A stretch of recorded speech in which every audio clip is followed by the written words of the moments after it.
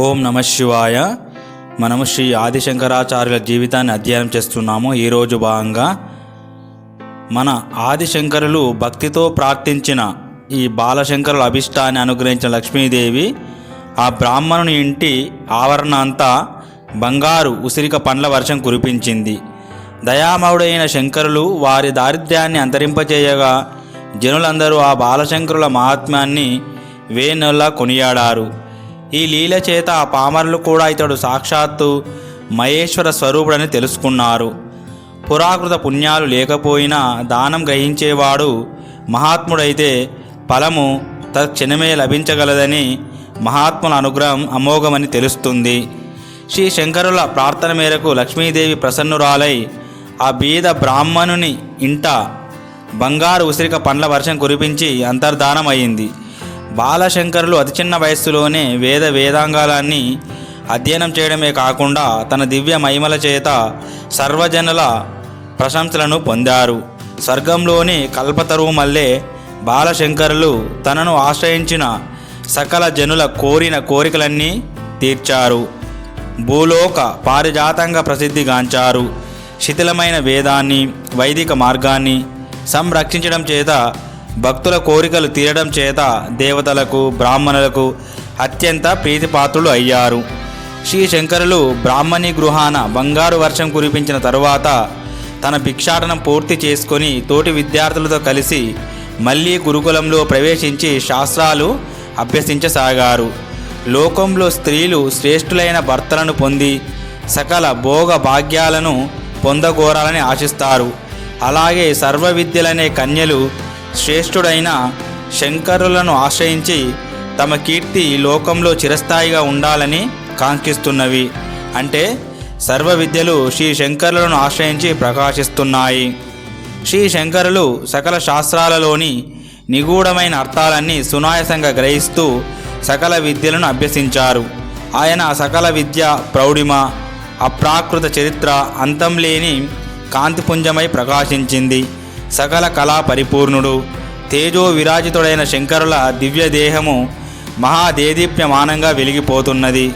శ్రీ శంకరుల దేహము పరిశుద్ధము అప్రాకృతము బ్రహ్మ వర్చస్సుతో కాంతిపుంజమై వెలుగొందుతుంది. అంటే శ్రీ శంకరుల దేహము వేదాంగాలతోనూ సకల శాస్త్రాల సారంతోనూ సకల మహర్షుల విలక్షణమైన తేజస్సుతోనూ విరాజిల్లుతున్నది. శ్రీ శంకరులను సాక్షాత్తు పరమశివునిగా భావించి విప్రోత్తములందరూ ఆయన పాదాలను పూజిస్తున్నారు. చంద్రుడు కూడా తన చల్లని కిరణాల చేత శంకరుని పాదాలను స్పృశిస్తున్నాడు. ఇది చూసిన కమలాలు మేం పరమ సుకుమారమైన వారమని మనోహరమైన వారమని గర్వించేవారము. కవులు కూడా మమ్మల్ని ముఖము పాదాలు హస్తాలతో పోల్చడం కద్దు. ఇప్పుడు మాకన్నా సుకుమారి మనోహరమగు బాలశంకరుడు రావడంతో మా గర్వమంతా అణిగిపోయినదని వాపోయినవి. శ్రీ బాలశంకరులు కరచరణాలు లోకంలో కమలాల వంటి వస్తువులతో పోల్చదగినవి కావు.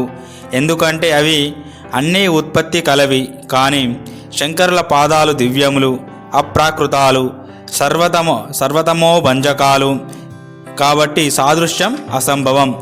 కొందరు శ్రీ శంకరుల పాదాలను పద్మాలతో పోలుస్తున్నారు. అది ఎంత మాత్రమూ సమంజసంగా తోచడం లేదు. ఎందుకంటే శ్రీ విష్ణు అంశతో జన్మించిన శ్రీ పద్మపాదాచార్యులు పద్మాలపై కాలు మోపి గంగానదిని దాటారు. అలాంటి పద్మపాదుడు శ్రీ శంకరులకు శిష్యుడై ఉన్నాడు. ఆ విధంగా శిష్యునిచే తిరస్కృతమైన పద్మాలను శ్రీ శంకరుల పాదాలతో పోల్చవచ్చునా? శ్రీ శంకరుల పాదాలను పద్మాలతోనూ ముఖాన్ని చంద్రబింబంతోనూ పోల్చి చెప్పడం ఎంత మాత్రమూ సమంజసంగా లేదు.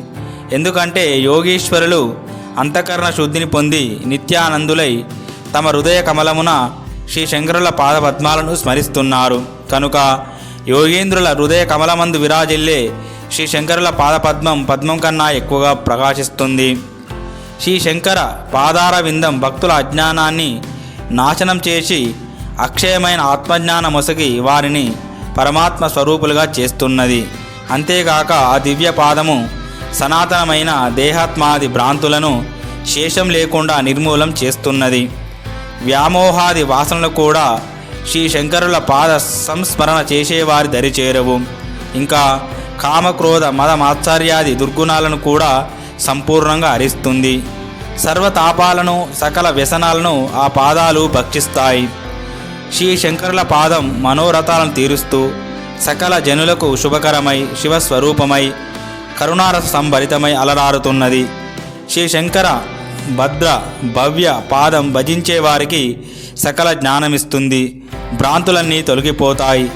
సర్వ వ్యసనాలు అంటే పూరి గుడిసెను భస్మం చేసేటట్లు ఆవుతి అయిపోతాయి. నీరు త్రాగినంతనే దాహం తీరేటట్లు కామ క్రోధాది వ్యవహారాలను సమూలంగా అపహరిస్తుంది. సకల వితరణ దక్షయై అజ్ఞాలను ఆదరించి ఉద్ధరిస్తుంది. కరుణారస సంభరితంగా ఉంటుంది. బాలుడైన మార్కండేయుడు తన అల్ప ఆయుష్కును తెలుసుకొని మహేశ్వరుని పాద పద్మాలను ఆశ్రయించాడు. అతన్ని తీసుకొని పోవడానికి యమభటులు వచ్చారు. కానీ శంకర భగవానుని తేజస్సు మార్కండేయునికి రక్షగా ఉండడం చేత దగ్గరకు కూడా రాలేకపోయారు. అప్పుడు యముడే స్వయంగా వచ్చి మార్కండేయుని బంధింప ప్రయత్నించాడు. పరమేశ్వరుడు కాలితో యముణ్ణి ఒక తన్ను తన్నాడు. యముని 2 భుజాలు పుండ్లై వ్రణాలు ఏర్పడి కాయలు కాచినవి. అట్టి పాద ప్రహారం చేత యముణ్ణి పవిత్రునిగా చేస్తూ మార్కండేయుని దీర్ఘాయుగాను మహర్షిగాను చేసింది. మహేశ్వరునికి ఎదురుగా సాష్టాంగ నమస్కారం చేసేవారి అంతఃభై శత్రువులను నిశ్శేషంగా నిర్మూలించడం చేత సర్వశత్రు పరిహారకుడుగా ప్రసిద్ధిని పొందాడు. కనుక ఈ శంకరుల శోభాకరమైన పాదాలను నిత్యం ధ్యానించే వారిని స్మర సంబంధ వివాద రహితులు అనగా ఆత్మజ్ఞాన పరిపూర్ణులుగా చేస్తూ ఉన్నది. పూర్ణిమ నాడు చంద్రుడు తన కిరణాలచే సముద్రునకు మహో ఉల్లాసం కలిగిస్తున్నాడు. తన చల్లని కిరణాలు లోకమంతా ప్రసారం చేసి అంధకారాన్ని ప్రారదోలుతున్నాడు. నక్షత్రాల మధ్య వెలిసి 64 కళలతో పూర్ణుడై తన చల్లని కిరణాలచే లోకంలో తాపాలను పోగొట్టుతున్నాడు. అందరి మనస్సును ఆహ్లాదపరుస్తున్నాడు. ఆ ప్రకారంగానే శ్రీ శంకరులు సకల విద్యలకు ఉత్తేజాన్ని కలిగిస్తూ ఉపనిషత్తులు ప్రతిపాదించిన బ్రహ్మతత్వానికి నూతన ఉత్సాహాన్ని కలిగిస్తున్నారు. అంతేగాక అద్వైతత్వ ప్రకాశకుడై తన జ్ఞాన ప్రకాశం చేత గాఢ అంధకారాన్ని తొలగిస్తున్నాడు. స్వయం ప్రకాశ మానుడై నిరంతరం ప్రణవంచే బ్రహ్మతత్వమందు రమిస్తూ ఉన్న శ్రీ శంకరుల పాద స్పర్శ సంసార తాపాలను పోగొట్టి పరమానందము కలిగిస్తూ ఉన్నది. అంటే శ్రీ శంకరుల పాద స్పర్శ చేత భక్తులు అజ్ఞాన నివృత్తి కలిగి ముక్తిని పొందుతున్నారని అర్థము. కళలతో కూడిన చంద్రులు బాహ్య తాపాలను పోగొట్టి బాహ్యమైన ఆనందాన్ని కలిగిస్తున్నారు. కాని శంకరుడనే ఈ చంద్రుడు తన జ్ఞాన కిరణాల చేత అజ్ఞానాన్ని తొలగించి లోపల బయట కూడా తాపాలను హరిస్తూ శాశ్వత ఆనందాన్ని ప్రసాదిస్తున్నాడు. ఓం శాంతి శాంతి శాంతి. హరి ఓం తత్సత్. సర్వం శ్రీరామకృష్ణార్పణమస్తు. తర్వాతి భాగంలో ఇంకా శ్రీ శంకరుల యొక్క మహాత్మ్యాన్ని మనం తెలుసుకుందాము.